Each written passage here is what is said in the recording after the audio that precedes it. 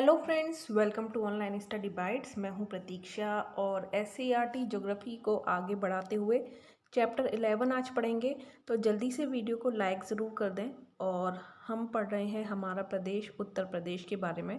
UP TET super TET की तैयारी कर रहे हैं तो उत्तर प्रदेश की जानकारी लेना बहुत ज़रूरी है।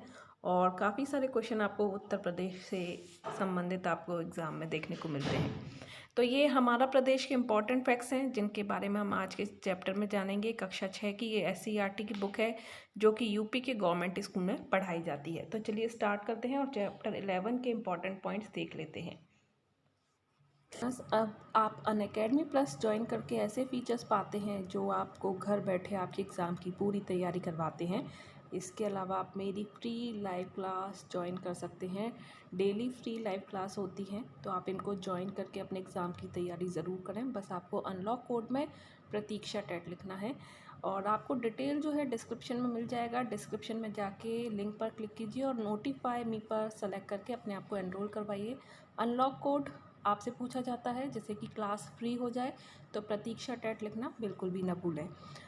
क्रैक KVS PRT 2021 के लिए complete batch course Unacademy plus पर चालू हो रहा है जो कि 25 अप्रैल से हो गया है। और ये आप देख सकते हैं हर एक सब्जेक्ट की आपकी PRT की तैयारी करवाई जाएगी। तो आप इस कोर्स को ज्वाइन करके कंप्लीट तैयारी करें अपने KVS के 2021 एग्ज़ाम की। ऑल बैचेस वन सब्सक्रिप्शन, आपको बार बार सब्सक्राइब नहीं करना है हर बैच कोर्स के लिए। और आप मेरा रेफरल कोड या फिर अनलॉक कोड यूज़ कर सकते हैं। जब भी आप किसी भी लाइव क्लास टेस्ट क्विज़ेस को ज्वाइन करेंगे फ्री तो उसमें आपको अनलॉक कोड यूज़ करना होता है। और जब भी आप सब्सक्रिप्शन लेंगे तब आपको रेफरल कोड का यूज़ करना होता है जिससे कि आपको 10% का डिस्काउंट मिल जाए। और ये जो रेफरल कोड है वो है Pratiksha TET. Teacher eligibility test subscription आप देख सकते हैं 24 मंथ 12 मंथ और 6 मंथ का अब आपको 25% का प्राइस ड्रॉप मिल रहा है। इसके अलावा मेरा रेफरल कोड यूज़ करने पर 10% का डिस्काउंट और मिल रहा है। तो 35% डिस्काउंट के साथ अब आप अनअकैडमी के सब्सक्रिप्शन का लाभ उठा सकते हैं। और ये बहुत कम प्राइस पे यानी कि 3675 पर मंथ पड़ेगा और इसके ऊपर 10% का डिस्काउंट और आपको मिलने वाला है। तो आप ज्वाइन कर सकते हैं अनअकैडमी। अपना प्रदेश उत्तर प्रदेश। हमारे देश में अब 28 राज्य हैं और 8 केंद्र शासित प्रदेश हैं। हमारा प्रदेश उत्तर प्रदेश भारत के उत्तर मध्य में स्थित एक सीमावर्ती राज्य है। उत्तर भारत का जो पड़ोसी देश है वो कौन सा है? नेपाल है। नेपाल स्थित है। उत्तर प्रदेश का विस्तार आप देखोगे उत्तरी अक्षांश तथा पूर्वी देशांतर से पूर्वी देशांतर के मध्य स्थित है। कौन कौन से हैं? उत्तरी अक्षांश यानी कि 23,052, 30,024, 77,005 और 84,038 पूर्वी देशांतर के मध्य में स्थित है। पूर्व से पश्चिम इसकी लंबाई कितनी है? 650 किलोमीटर। और उत्तर से दक्षिण तक चौड़ाई है 240 किलोमीटर। इसका क्षेत्रफल कई बार एग्जाम में पूछा गया है 2,40,928 वर्ग किलोमीटर है जो संपूर्ण भारत के क्षेत्रफल का 7.33% है। तो ये है हमारा उत्तर प्रदेश। आप देखोगे उत्तर में नेपाल देश स्थित है। उत्तर प्रदेश के राजनीतिक मानचित्र को आप देख सकते हैं। इसके उत्तर में नेपाल देश तथा उत्तराखंड और हिमाचल प्रदेश राज्य स्थित हैं। इसी प्रकार पूर्व में बिहार तथा झारखंड, दक्षिण में छत्तीसगढ़ और मध्य प्रदेश और पश्चिम में हरियाणा एवं राजस्थान राज्य के तथा केंद्र शासित प्रदेश दिल्ली स्थित है। तो एक बार आप भारत का मैप लेकर ज़रूर बैठें, आपको दिख जाएगा कि उत्तर प्रदेश के पड़ोसी राज्य कौन कौन से हैं, पूर्व में कौन सा राज्य है, पश्चिम में कौन सा राज्य है, दक्षिण में कौन सा राज्य है। ठीक है, ये सारी जानकारी आपको मैप से हो जाएगी और एक बार मैप को देखेंगे तो आपको ये हमेशा याद भी रहेंगे। उत्तर प्रदेश में वर्तमान में 75 जनपद हैं और 18 मंडलों में ये विभाजित है। इनका विवरण नीचे दिया हुआ है। कमिश्नरी या मंडल जनपद और प्रदेश के मध्य की प्रशासनिक इकाई है और इसका प्रमुख कौन होता है? कमिश्नर यानी कि मंडलायुक्त होता है। कौन कौन से हैं? लखनऊ, कानपुर, मेरठ, फैजाबाद, अलीगढ़, आगरा, वाराणसी, गोरखपुर, देवीपाटन, बरेली, मुरादाबाद, इलाहाबाद, चित्रकूटाथम, मिर्ज़ापुर, बस्ती, झांसी, आजमगढ़ और सहारनपुर। ये 18 मंडलों में ये हमारा उत्तर प्रदेश बटा हुआ है। और कितने ज़िले हैं? टोटल 75। तो कौन से मंडल के अंतर्गत कौन कौन से ज़िले आते हैं ये भी यहाँ पर दिया गया है। जैसे लखनऊ के अंतर्गत लखनऊ, उन्नाव, रायबरेली, सीतापुर, हरदोई, लखीमपुर खीरी आते हैं। कानपुर मंडल के तहत कानपुर नगर, कानपुर देहात, इटावा, फर्रुखाबाद, कन्नौज और औरैया आएंगे। मेरठ के तहत मेरठ, गाजियाबाद, बुलंदशहर, गौतम बुद्ध नगर, बागपत और हापुड़ आते हैं। तो इस तरह से 18 मंडलों को जनपदों में बांटा गया है। तो ये 18 मंडल हैं। आप देख सकते हैं कि ये 18 मंडल कितने जनपदों में बटे हुए हैं। जनपदों की संख्या भी यहाँ पर दी हुई है। तो ये हमारे 18 मंडल और 75 जनपद हैं। तो आपका जनपद किस मंडल में है ये आप कमेंट करके ज़रूर बताएं कि आपका जो जनपद है वो किस मंडल के अंतर्गत आता है। और आपके जनपद के पड़ोसी जनपद किन किन मंडलों में हैं ये भी आप बता सकते हैं। नहीं तो आप ये ज़रूर बताएं कि आपका मंडल यानी कि आपका जनपद किस मंडल के अंतर्गत है।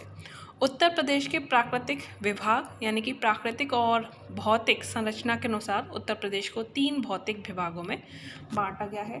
कौन कौन सा है? हिमालय पर्वत से लगा भावर और तराई क्षेत्र, मध्य का मैदानी क्षेत्र और दक्षिण के पहाड़ और पठार क्षेत्र। सबसे पहले हम बात करेंगे भावर और तराई क्षेत्र की। पश्चिम में सहारनपुर से लेकर पूर्व में कुशीनगर तक एक पतली पट्टी के रूप में भावर और तराई क्षेत्र फैला है। पश्चिम में इसकी चौड़ाई लगभग 34 किलोमीटर है जो पूर्व में घटती जाती है। इस क्षेत्र में ऊंची घास, जैव विविधता युक्त घने वन पाए जाते हैं और इधर कुछ वर्षों से भूमि सुधार कार्यों के कारण इन वनों के विस्तार में कमी आई है। वनों को साफ करके उपजाऊ कृषि भूमि का विस्तार किया गया है। अब यहाँ धान, गेहूँ और गन्ना की जो रिकॉर्ड पैदावार की जा रही है। मध्य का मैदानी क्षेत्र भावर और तराई क्षेत्र के दक्षिण मैदानी क्षेत्र यानी कि गंगा यमुना के मैदान का जो विस्तार है, इसका निर्माण हिमालय और दक्षिण के पठारी भाग से बहकर आने वाली नदियों द्वारा लाई गई जलोढ़ मिट्टी से हुआ है। इसका ढाल कैसा है? उत्तर पूर्व से दक्षिण पूर्व है। इस क्षेत्र में बहने वाली नदियों को 2 वर्गों में बांटा है। प्रथम हिमालय से बहाकर आने वाली नदियाँ, इनमें कौन कौन सी हैं? यमुना है, गंगा है, रामगंगा, शारदा, गोमती, घाघरा, राप्ती आदि हैं। और द्वितीय दक्षिण के पठारी भाग से आने वाली नदियों में चंबल, केन, बेतवा, टॉन्स, रिहंद, सोन आदि नदियां हैं। तो यहाँ पर देख सकते हैं नदियाँ, तराई, भावर और तराई क्षेत्र, गंगा यमुना का मैदानी भाग, दक्षिण का पठारी भाग। दक्षिण का पठार उत्तर प्रदेश का दक्षिण भाग पठार है। यह भारत के पठारी भाग का उत्तरी विस्तार है। उत्तर प्रदेश का पठारी भाग यमुना गंगा के दक्षिण में है। इसका विस्तार झांसी, जालौन, ललितपुर, हमीरपुर, महोबा, चित्रकूट, बांदा, इलाहाबाद जनपद का दक्षिणी भाग है। गंगा के दक्षिण का मिर्जापुर चंदौली जनपद की चकिया तहसील और सोनभद्र जनपद में है। और इस पठारी भाग को बुंदेलखंड का पठार भी कहते हैं। जलवायु और ऋतुएं कैसी हैं? यहाँ उत्तर प्रदेश की जलवायु मानसूनी है। यहाँ सामान्यतः वर्ष भर में 3 ऋतुएं क्रमशः ग्रीष्म, वर्षा और शीत होती हैं। मार्च से जून तक ग्रीष्म ऋतु होती है। इस ऋतु में पठारी भागों में तापमान 40 से 47 डिग्री सेल्सियस तक पहुँच जाता है। तेज धूल भरी गर्म हवाएं चलती हैं। इन्हें क्या कहा जाता है? लू कहा जाता है। एशिया में जितनी भी स्थानीय हवाएं हैं उनको क्या कहा जाएगा? लू कहा जाता है। भारत में जितनी भी गर्म हवाएं हैं उनको लू कहा जाता है। सबसे अधिक गर्मी आगरा और झांसी में तथा सबसे कम गर्मी बरेली में पड़ती है। ध्यान रखिए, सबसे अधिक गर्मी अगर आए कहाँ पड़ती है? आगरा और झांसी में। और सबसे कम गर्मी बरेली में पड़ती है। मध्य जून से मध्य सितंबर तक वर्षा ऋतु होती है। बंगाल की खाड़ी की तरफ से आने वाली मानसूनी हवाओं से वर्षा होती है। प्रदेश के 88 डिग्री वर्षा इसी ऋतु में होती है। आई थिंक 88 सेंटीमीटर वर्षा यहाँ पर दिया हुआ है। हिमालय के दक्षिण भावर और तराई क्षेत्र में अधिक वर्षा होती है। वर्षा की मात्रा पश्चिम और दक्षिण की ओर घटती जाती है। सर्वाधिक वर्षा गोरखपुर जनपद में तथा सबसे कम वर्षा मथुरा जनपद में होती है। नवंबर से फरवरी माह तक शीत ऋतु होती है। दक्षिण से उत्तर जाने पर ठंड बढ़ती है। हिमालय पर हिमपात होने से मैदानी भागों में शीतलहर चलती है। यह वर्षा रबी की फसलों के लिए अत्यंत लाभकारी होती है। मृदा और वनस्पति कैसी है? उत्तर प्रदेश को 3 भौगोलिक विभागों में बांटा जाता है और इस आधार पर जलवायु, भू-आकृति, मृदा, वनस्पति आदि हैं। भावर और तराई। भावर क्षेत्र में मृदा का निर्माण हिमालय से आने वाली नदियों के भारी निक्षेप से होता है और इसी तराई क्षेत्र में महीन कणों के निक्षेप से निर्मित मृदा समतल, दलदली और नम होती है। यहाँ की उपजाऊ मृदा में गन्ने और धान की अच्छी पैदावार होती है। भावर और तराई क्षेत्र में उष्णकटिबंधीय नम पर्णपाती वन पाए जाते हैं। इन वनों में साल है, गुलेर है, बेर, पलाश, इमली, शीशम, महुआ, सेलम आदि वृक्ष, बांस के झुरमुट तथा झाड़ियाँ पाई जाती हैं। तराई क्षेत्र में वनों को साफ कर बड़े बड़े फार्म स्थापित कर गन्ने और धान की कृषि की जाती है। उत्तर प्रदेश का जो मैदानी क्षेत्र है वो उपजाऊ है क्योंकि यहाँ पर जलोढ़ मृदा पाई जाती है। कछारी या नवीन जलोढ़ मृदा को खादर और पुरानी जलोढ़ मृदा को बांगर कहते हैं। तो सारी चीज़ें इंपॉर्टेंट हैं।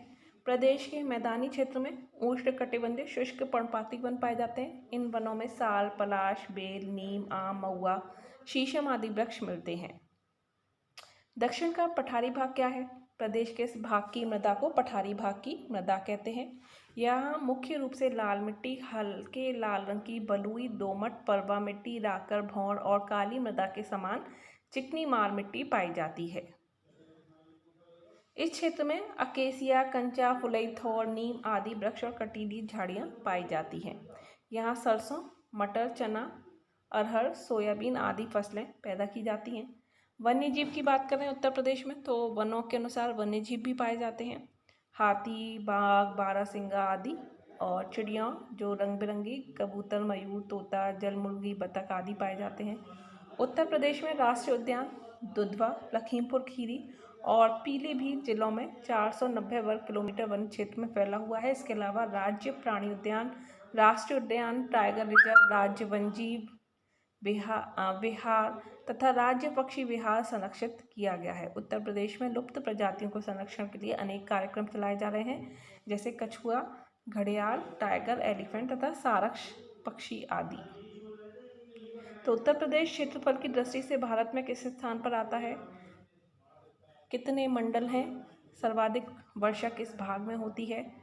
पाए जाने वाले वनों का वर्णन आप कर सकते हैं और किस प्रकार की मृदा का सर्वाधिक विस्तार पाया जाता है। ये सभी आंसर आप कमेंट में दे सकते हैं। इसके अलावा यहाँ पर हमारा जो चैप्टर है वो एंड होता है और उम्मीद करती हूँ कि आपको ये हमारा जो चैप्टर है वो पसंद आया हो और इसी के साथ हमारी ये बुक भी एंड होती है। तो यहाँ पर हमारी बुक का ये लास्ट चैप्टर था जो कि आज हमने पढ़ लिया है। उत्तर प्रदेश में कितने ज़िले हैं, कौन कौन से वन पाए जाते हैं, कौन कौन से वन्यजीव अभ्यारण्य हैं, इनके बारे में और डिटेल में आपको जानकारी दी जाएगी। तो अभी के लिए इतना ही। नेक्स्ट वीडियो में हम चैप्टर 1 से स्टार्ट करेंगे जो कि 7 की बुक होगी और 7 की बुक के इम्पॉर्टेंट फैक्ट्स देखेंगे। अभी के लिए bye bye, take care. Video को लाइक ज़रूर करें, शेयर करें, चैनल को सब्सक्राइब करके बेल आइकन पर प्रेस करना बिल्कुल भी ना भूलें। Thank you and thanks for watching.